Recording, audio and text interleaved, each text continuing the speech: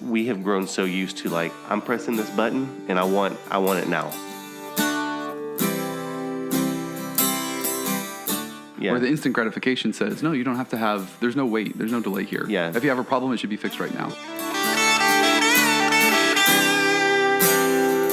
With all this technology and all this instant access to everything, right, I think it's making us lazy.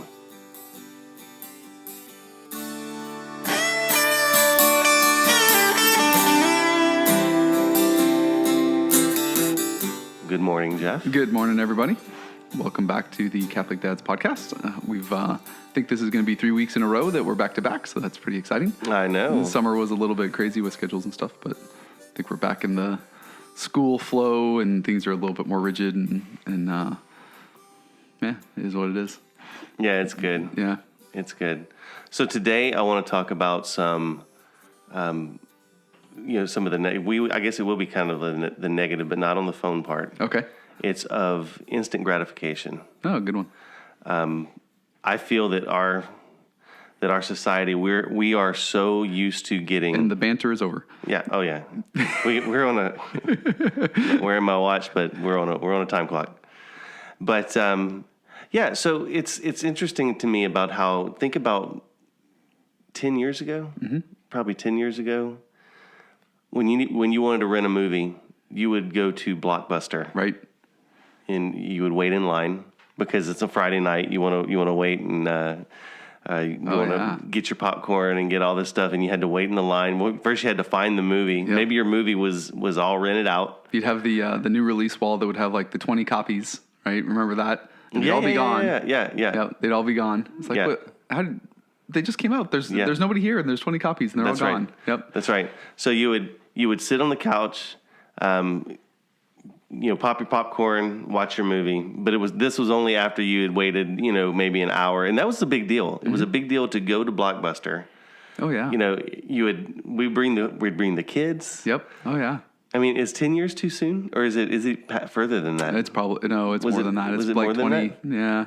Because that was high school. So it's funny. I don't know if you've seen the Captain Marvel trailer that just dropped this week. This week. It's I saw it on Facebook. I don't know if it must be in the theaters or whatever. But there's a whole timeline thing that Marvel's doing with the movies now. And so this apparently takes place in the 90s. And it's like, and she falls from the sky, some sort of spaceship crash or whatever. She falls through the roof of a Blockbuster. And I was laughing to myself because they're using Blockbuster as the signpost of what the 1990s were. Because there's only one left apparently in America, and it's like an independent deal. Because they all closed in the mid 2000s. They really started struggling with Netflix and everything else. Yeah, but yeah. It was like the big time was like when I was in high school. Well, certainly it was big. But I can remember with having kids. Yep. I mean, that would have been early. So 2000s. Evan was born in 2000. Yeah, and and maybe it wasn't as late as 2010. But let's just say that it was. For sure, like 2005, 2006, we would still be going to Blockbuster. We would still get the kids. We would go to Blockbuster, find that movie, and of course, you had to get, I had to get my movie. Kim had to get her movie. Boys had to get their movie. You're renting like 3 movies to watch over the weekend, and then you get on the couch and you veg out. So then this wonderful technology comes about, which is you having trouble there? No, we're good. This wonderful technology of the smart TV. It really wasn't the smart TV. It was a smart Blu-ray player or DVD player, not even Blu-ray yet. Yep. Okay, so this smart DVD player comes out that has Blockbuster, like it's not on demand, but it's like Blockbuster online. I can't remember what the app was called. And I thought that was like, oh my gosh, this is amazing. Yep. So now instead of going to Blockbuster and waiting in line, you just from your couch, you can turn it on and watch your movie. Yep. And that lasted one time because the connection or whatever it was like my Wi-Fi signal wasn't good enough. I didn't have it, plugged straight into the DVD player, so the signal wasn't strong enough.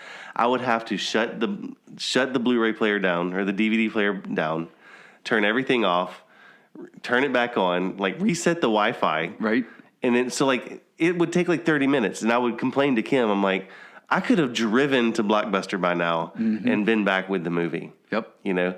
And then as technology gets better and better, you know, so now it's like with iTunes, and I've got the Apple TV, and there's Roku and Amazon Prime or whatever it is. You just literally press a button and you're watching a movie. Yep. And heaven forbid that it buffers. Heaven forbid that, you know, there's some kind of a glitch in the plan, because we have grown so used to, like, I'm pressing this button and I want it now. Yep. So what are your thoughts on the instant gratification deal? Yeah, there's a bunch that rattle around. I certainly, there's two parts of that. One is, and I'm going to try to be contrarian as well Come on, let's today. Fight. But I think what it engenders a behavioral expectation that is hard not to bleed over into other aspects, and that's probably the direction that you're going. From a society standpoint, from a development of technology and advancements always going forward, a lot of these things are fantastic, right? So that's 30 minutes that if you use the right way, not watching more movies or streaming more, whatever, right? That's 30 minutes that you get back, and there's always I love the whole story of like the appliances that we have in our life. Go back 150 years, and if you were lucky, had an ice house, and you had to pull the ice to keep anything cold. The ice delivery guy would come up. It was truly an ice box. It was truly. We have one. Grandma Sarah has an antique ice box that we still have, right? And it still has the drain and the whole deal. And there was a guy that delivered ice, and then there was there wasn't dishwashers, there wasn't clothes dryers, there wasn't all of these things that have come on. And there's a pretty cool website called Human Progress that's tracked a lot of this stuff, like how much we save, right, over time. And that has allowed us to do other things. I think the issue is those We're not other doing things. The other things. Yeah, those other correctly. things are streaming, doing the binge watching of whatever the season of 12 of whatever it is where, 100 years ago, the mindset would have been, I'm saving all this time. I guess that means I'm going to get to learn whatever, right? Or, and I'm probably putting a little bit of nostalgia onto it. So I think the point isn't that the technology is bad, or that, the instant access to things is, it's fantastic. Loading the dishwasher and letting it run, and the dishwasher that's so quiet that you can stand next to it and can't hear it anymore. All of these things are fantastic, right? But what's causing the changes in our character, and especially as the generations are coming up that are more and more entitled to that, and I think that's where you're going, right? So it used to be, you would go down to the video store, and it was the local video store, and they had like a small selection, and maybe they didn't even have it, and then Blockbuster became huge, and their big thing was that they would have 50 copies of the latest release or whatever, so you were guaranteed rentals and all this kind of stuff. I remember them doing all that, where now our kids just have it instantly, right? They instant. I'm not even saying kids. I'm saying me. So look, there's another thing. I've got, I don't know if you can see it, but under there is a smart plug. Mm-hmm. Okay. These smart plugs are supposed to make one of the lamps there's a smart plug in the lamp outside. Yeah, these smart plugs are supposed to make life easier. Mm-hmm. I'm supposed to be able to say, Alexa, turn on the lamp. Right. Yep. And it'll turn on the lamp. Yep. Or, turn on the computer lamp. It'll turn on the computer lamp. And these lights will come on, and it's amazing. Hands-free and all this. So you're standing in the kitchen, and you're, Alexa, turn on the lamp. I'm sorry, the lamp is not responding. Man, there is nothing that gets in my craw more than that. It makes me so mad. Yep. And it's like, why do I even... The clapper would have been better than this. Right. The clapper always works. Yeah, exactly. But it's like, my point is, with all this technology and all this instant access to everything, right, I think it's making us lazy. Yep. I know it's making me lazy. No, it absolutely is. And so it's like, instead of me walking over and turning on the lamp, I want to tell Alexa to turn on the dang lamp. Right. And when Alexa doesn't see the lamp, it just makes me so mad. And then that's when I take a step back and go, why do I have these things? And I want to talk to some people. I do want to talk to some people like Jeff Stanley. Mm-hmm. Shout out to Jeff. He doesn't listen to this, but his whole house is like a smart house. Mm-hmm. And I'm like, I can't even get the lamps to work. Right. So what do you do? How do you keep it connected all the time and all that? Yep. But it's like, that's just it's a curiosity, because to me, if I had the whole house set up like automated and all that, it would be great. But God, I'd be so lazy. I'd be even more lazy than I am now. Well, and that's I think not a good thing. So. Yeah, I think looking forward, there's concern there for me as well, because you've got the Roomba, which is like the vacuum robot. There's the lawnmower robot. There's the whoa, is there a lawnmower robot? Yeah, there is. What's the part number for that? And it's pretty bulky. It looks like a tank. It's really cool. There's a MIT group that just made an automated restaurant. So all of the robots cook everything. There's no people. It's, and we're going in that direction where, initially it was just, we really want our movie, right? Eventually it's going to be, why is my robot not cooking me dinner? Yeah. Why didn't my Roomba, vacuum the whole house for me? And vacuuming takes a lot of time, cleaning takes a lot of time. But there's also like, good, and it's a little early, so I'm trying to put the thoughts together. But there's value in work, right? Yeah. And we're made for work, right? We're not made for like slavery. That's why Christ came to us. But we're made for work. Well, we were originally made for just chilling in the garden. But thanks to Adam, he said you're going to work for the rest of your life. Well, there's an interesting parallel there. I think with the faculties that we have, that we were made for some sort of purpose, right? Which was work. Right. In the ideal was in the garden where, Adam has everything he needs. He just sits around and I guess he would pray all day or wander and think and ponder. But, in the practical sense, our muscles need to move, our bodies need to move, all that stuff needs to. And so we need to find meaningful work, whether that's volunteering, right? That can be meaningful work. In the garden, if Adam was serving Eve and Eve was serving Adam, then that would be work. Mm-hmm. Right. And that would be like good, beneficial work. Right. Yeah. Or so maybe there's always. I was just going to say, or maybe the garden was like a totally smart home where you have everything. The Roomba was working for you. The robot was Garden working for you. Bring me a banana. Right? Your lamps were working for you. Everything you needed was just there at a click of a hat. And then sin entered the world, and that's where the disconnected smart plugs come in. There was we had to read it in college years ago. There was an essay this guy wrote that it was like a satire, right? And it was all about like why things break. And it was because there's a war between the animate and the inanimate.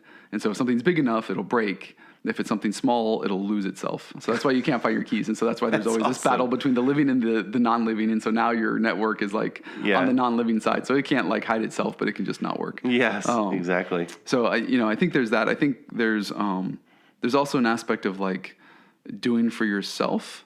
And, we've touched on this a little bit, which is, and we had a really nice visit with some friends out in Orlando last week. And she's a college professor, and I don't want to put, words into her mouth. So from my own experience, again, generalization, but there's a culture coming up through the younger generations that just don't do for themselves. They go straight to Google to find the answer. They go straight to YouTube to watch the video. And if they don't have the answers right in front of them, or if there's not something that they can do themselves, then they go and they fall apart. Right, they go straight to their professor. They go straight to their TA. The whole aspect of like, your car's broken. Gosh, I guess you're gonna have to get under the hood and fix it. Is really going away really fast. And I think part of it is because of this instant gratification, and part of it is because there's so much that is done, for us. There's so much that's done for our kids that they just don't have to do that. And so you lose that sense of drive, I think, which it's different from laziness. Not having a drive is different than being lazy. And you've got stories and I've got stories of coming across people in our lives that you're just, really capable, really amazing people that just don't have any drive. Just, yeah. I would say that like not getting under the hood of a car to try to fix it is different than, the instant gratification that I'm talking about though, because I don't know anything about cars, and I'll be the first to say that my car right now is in the shop. And I have this sneaking suspicion that it was something very simple that had I known like how to fix cars, like if I was like a Michael Henderson he could fix like everything. So shout out to Michael Henderson, who also doesn't listen to this podcast. But, it's cars is one thing. So that's a general. Cars are one thing. But so don't go specifically to cars. That's a general thing of like, okay, I've got a problem. I need to go fix it. Yeah. Right. Where we have an understanding that if you have a problem, it's going to take time to fix it. Yeah. Where the instant gratification says, no, you don't have to have, there's no wait, there's no delay here. Yeah. If you have a problem, it should be fixed right now. Or if I have a desire, I should have it right now. And in the instant gratification world, so, Here is one thing that I think that we have become like a disposable culture. Yep, that too. And that, like, what happens when you're not refrigerator? That's really a big appliance, but let's say a dryer or your washer. So I can remember years and years ago, our washer broke, and my first thought was I got to buy a new washer. Right. And it was like, that was my first thought. So I'm sitting there looking at costs of washers, and like, washers really aren't that expensive. This is before the high efficiency things came out. I mean, you could buy a fairly cheap, washer, like a couple $100 or something like that. And then I just started thinking, I'm like, well, how much would it cost to fix this thing? Like, again, so I mean, I've got a book on my shelf that says, the new Fix It Yourself manual. Right. And I have used it to fix some things, and I will admit that a couple of times I tried to tackle some big projects, and some worked, some didn't. But I knew that I wasn't going to try to fix that myself. But I'm like, well, what if I can call somebody? Yep. That's a novel idea. Let me call somebody to come out. And so so you call, and you end up getting like your washer repaired for like $75, and you're like, wow, I was prepared to spend $200, exactly. with tax and delivery and all that. It'd have been like probably $300, $350 or whatever. Yep. I just spent $75, and as silly as it sounds, y'all, I mean, to me that was like a revelation. It was like, wow, because my first thought was I got to buy a new washer. Yep. Obviously, as the thing gets bigger, the more it's let's repair it, not replace it. Right. But like, at what point at what size or at what value do you have that thing that needs to be fixed? Right. That you say, do you draw the line and say, okay, I'm gonna still fix this. Fix it. I'm not gonna replace it. I'm gonna fix it. And because we live in this disposable culture. Yep. And honestly, it goes on to, like, you can look at it like abortion. Yep. It's like, if my world is going to be too disrupted by this thing, I can just throw it away. Right. And, it's just this mentality. I don't know where it crept in, but, no, it's well, and it goes back to the previous conversation about the phones and the addiction of that, or the compulsion that has. So, again, talking to our friend in Florida, she said, everybody now comes to class with laptops and they take their notes on laptops, but there's no way, like, I can't do it at work, right? There's no way that anybody with a laptop that's open, trying to take notes in a class, isn't distracted by that laptop being there, because they can go click on Facebook or they can go click on Instagram, and they can set up their two windows. No, I'm taking notes on this side, I'm watching YouTube on this side. Then, I catch my daughter doing that all the time while she's homeschooling, Like, what, you don't need to be watching a video while your class is going on, right? And so but that is all part of this instant gratification. Like, I must constantly be connected. I must constantly be entertained. Right. I must, why is it broken? It needs to be fixed now. Right. You call somebody and they can't come out for 24 hours. We've had that where it's like, you can't come out till tomorrow. You're like, oh, right. This guy's got a job too. Right. Or, it goes to all of this, or, it even gets into relationships, the instant gratification for relationships. One is the whole hookup culture, right? That's exactly what instant gratification is. But then also, like, with our personal relationships, how often do you get a text message from somebody and you have that compulsion that you have to write them back right away, right? Yeah. And I purposely don't write you back for hours. I know you don't. Just for that reason. It drives me nuts. I'm like, he just texted me, and I just answered him. Why is he not answering back? Jerk. But it's funny, I actually do. That's part of it, because I like, the phone call, the text message, all of those are an instant. It's an instant request for your time. It's an instant request for your focus.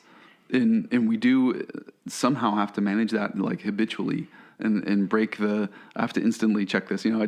I'll go wait at the pot of coffee. We have one of those automated machines at work. I'll stand there, and my compulsion is to pick up my phone and check Facebook. It's 30 seconds to fill up my coffee cup. Yeah. Right? And then there's nobody standing around. Usually I try to, go back to my email, and I'll delete the emails that I can, or clean up the inbox or whatever, and try to do something like valuable. But the compulsion is, I have a second of downtime. I've got to be connected. I've got to be looking at something. I've got to be doing something.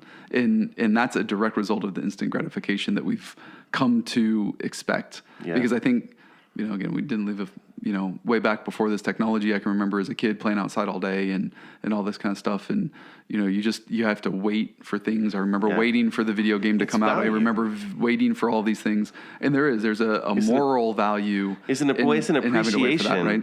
It gives you an appreciation for whatever that thing is. Mm-hmm. And so once you have an appreciation for something, you assign a value to it. Yeah, exactly. So if I know so we know what it was like to wait in line at Blockbuster. So we know the value of that. It doesn't make it any easier, or it doesn't make it any better that I pitch a hissy fit whenever there's a misconnection or whatever. That's why I have my wife in my life to kind of remind me of, remember what it used to be like, Chad? Right. Or where you don't have Amazon Prime and you're like, oh, I need this thing, I need it tomorrow, and click, and depending on where you are and what it is, you can actually get Amazon to deliver it to you today. Right. So I don't have to go to the store anymore. Exactly. But when you have gone through those steps and you do see it, it does assign a value to it. So there is a danger, on our side, I think, as adults who've lived through the things that we've lived through to see the advances in technology, how good it is, we see that there's a value in that. For the generations coming up that's always lived with these things, they don't even know the value of that. And are we teaching them the value of that? That's the question. I think that's a huge point, because you look at like internet piracy and the whole free music thing that came out, and the whole Napster and all that. Yeah, exactly. There is very much tangible value that we put on things that are difficult. So the more difficult something is to earn, the more difficult something is to create. If you worked super hard and built an amazing piece of furniture, that you've never done before, it was the first thing ever, you're going to have an amazing value on that. I remember building stuff. I built a deck back in Colorado, and man, that was like pride and joy. It turned out really good. It had an awning, the whole deal. But, it was... Then you moved to Houston and you're like, can I take the deck with me? Exactly. Yeah. It was like, I hope nobody ever inspects it. But but that's a huge point that I don't want to miss, is like the instant gratification culture devalues the things that you get quickly, including people. Yes. Right? Which is the whole hookup culture again, right? If I can instantly gratify myself with that, then there's no value to that, right? Where if I have to earn that relationship, then there's a much more like moral but also tangible value. And even to I'm just thinking about like the Roombas and the automated lawnmowers and stuff. I remember as a kid growing up and cutting the lawn, and when it looked good and it was done, I was like, that looks really good. There's a pride in doing that work and creating that and making it look good. For a while we had a lawn service, and it was really nice to drive home. They would come Thursday, and so the whole weekend the yard looked great. Yeah. And all it was that my yard looked great. Yeah. Well, look at that. My yard looks great, right? Yeah. But it didn't have any value to me because I didn't do it, because I didn't accomplish it. And so I think that's somehow we need to instill that into our kids, right? And that they, chore lists or whatever is one way, but there's also, we have to get creative in connecting the value of things, even if they get it instantly, right? Even if they get Netflix, and that's fine, right? They're still going to get this stuff, but making sure that they recognize the value in what they're doing. I'm not asking them to go to a store and buy a DVD and make their own movies. Yeah. And now you know how hard it is to make a YouTube blog. No, I'm not saying that, but that's funny. In my day, we had to hold the camcorder in our hands. Back in my day. Yeah, but I mean, and it also spills over, as like a final thought to me, is it does spill over to the spiritual life. So I just want to kind of close on the dangers that the instant gratification can have on spirituality. So I mean, for me personally, if you're praying for a certain intention and God doesn't answer your prayer immediately, when's the last time God answered you immediately, right? That's not how God works. God has his own timing. God knows what we need, and usually our wants are not the needs that God has in store for us. So it really has this instant gratification culture that we live in, that we're submersed in. You're now going to bring that, because you're going to bring that forms who you are, how you act, and what you expect, and you're going to bring that to the personality in the liturgy, right? That's what I mean. The faith. Well, you sit in a homily that goes too long. Yeah. Oh yeah. Oh gosh, this is crazy. What is this, like 20 minutes this guy's now? droning on, and I don't like it when he gives the homily. I wish it was somebody else giving the homily. Exactly. So it's God doesn't answer my prayer, and so it's like, it forms our expectations. So there is a value in going back to like a more, where you have to wait for something. Yep. You know, whenever you're growing food, you know, or if you're growing a plant, which that's another thing. You know, if we were to go back to some of like, you know, gardening where you're growing tomatoes instead of, you know, relying on it to come from Kroger. Yeah, exactly. You know, so, but it's like God's word, you know, it has to grow in us. It has to thrive in us. And we have to grow in that holiness. It doesn't happen overnight. And so like, and just like working out, you know, it's like you pick up a barbell and you go work out, and then you go step on the scale and you get mad because you didn't lose, you know, 25 pounds. Right. You know, or you go out and you go run one time and you're mad because you didn't lose 25 pounds. You know, things don't work that way. Right. Faith doesn't work that way either. I mean, it's great that Jesus meets us wherever we are. So that means I could be the worst sinner in the world, and as soon as I turn my face to Jesus, he's there and he's going to help me and all of that. But I mean, I'm still going to be rooted in sin, and I'm going to still have to struggle and battle and all of that. And a lot of that is because of the instant gratification that we experience. You know, it's like, that's what I'm struggling with. Why am I not instantly holy? Why am I not a saint right now? Yep. You know, so that's tough. You know, it goes over to relationships, like you said, like not just the hookup culture, but relationships with our spouses. Yep. You know, if I want, you know, something from my spouse, I better get it now. Yep. Exactly. And if not, that's not a good thing. And you know, so it could be anything simple, like simple things from, you know, I want my spouse to do this or you know, whatever it is, like or whatever, right? Yeah, I mean, it doesn't have to be any particular thing, but our expectations from them. But it also goes into relationships. It also goes into the marital relationship. And it's like when you're submersed in that culture of, you know, I need to get this right now. I have to have this right now. And it goes into like NFP. You know, NFP is a perfect example of sometimes if you're trying to abstain because you're not gonna, for whatever reason, pursue having children at the moment, you got to wait. Yep. You know, and that can be a very frustrating time for us as we get more and more used to this instant gratification of as soon as I want something, I get it. Yep, absolutely. So, that's really all I wanted to talk about. No, I think it's today. a good topic. I think dads, especially because we live, you know, we're also have one foot in the workplace, and moms have one foot in the workplace too. So anybody that's in a workplace, but talking to dads especially, that's a fast place, and it's getting faster and faster and faster and faster every day. You get 100 emails every day, and everybody wants a response, and everybody needs a response, and everybody needs the presentation tomorrow morning. Yeah. You know, that mindset is instant gratification as well, and it completely bleeds over into the home life. And so, you know, as dads, you have to find a way to deconnect, right? You have to find a way to step out of that immediate need, right? Why didn't this get cleaned up today? Why didn't my kid get their homework done today? Because, you know, you can't bleed that over into your spouse, just like you're saying. It's not just the marital stuff. It's, you know, why didn't this get done today? Why didn't that get done? It all comes together, and we just need to decouple from that. I need it now, because you don't really need it now, right? Yeah. You can have it in a few minutes. Take the time to talk to your kid. Take the time to, I just really need to check this email right now. Do you? Because your kid's going to be in bed in like an hour, and then you could send the email. You know, we really do need to, you know, and as dads, I especially feel that just that weight and that pressure all the time. Yeah. So if there's a challenge for everybody out there today, I would just say, let's look at that instant gratification. Let's try not to be as frustrated whenever the weight, you know, eventually comes. And maybe it's a good time to like offer up those moments, right? I mean, offer it up to the Lord and say, hey, you know, I'm recognizing that this is part of my brokenness. I mean, we're all human, you know, and we have our shortcomings, and, you know, maybe pray that this is something that God will help, you know, maybe sanctify you through. Cool. All good topic, man. Good. Well, yeah, it was a quick one, but, you know, got lots of stuff to do. That's right. We need to get back need to get back to stuff. So I'm glad we worked this in real quick. Let's get out of here. Yeah, no, we appreciate everybody listening, and y'all have an awesome day. St. Joseph, pray for us.